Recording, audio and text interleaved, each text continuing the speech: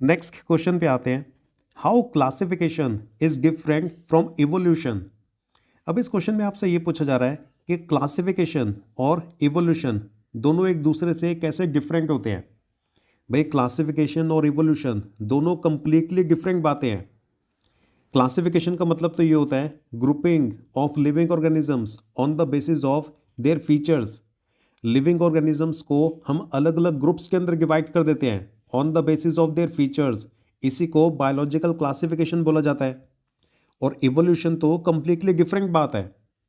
Evolution is a slow and continuous process of change in the characteristics of a species over several generations, because of which ultimately new species are created from existing population।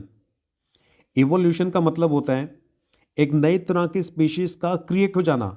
जो existing population है ना, जो existing species होती हैं उन्हीं के अंदर से ही और नई नई स्पीशीज क्रिएट हो जाती होती है।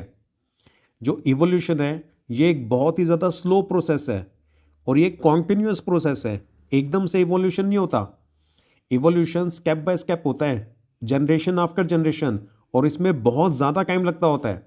धीरे धीरे धीरे धीरे नेचुरल सिलेक्शन और जेनेटिक ड्रिफ्ट, नेचुरल सिलेक्शन और जेनेटिक ड्रिफ्ट की वजह से जो लिविंग ऑर्गेनिजम्स है ना उनके कैरेक्टरिस्टिक्स के अंदर चेंज आता है।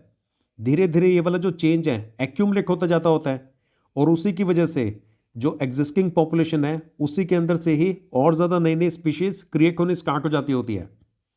तो इवोल्यूशन का मतलब एक नई तरह की स्पीशीज का क्रिएट हो जाना। जो नई स्पीशीज हैं वो एग्जिस्टिंग पॉपुलेशन, एग्जिस्टिंग स्पीशीज के बीच में से ही क्रिएट होती हैं। और जो इवोल्यूशन है ये एक बहुत ही ज़्यादा स्लो प्रोसेस है, मिलियंस ऑफ ईयर्स लगते हैं।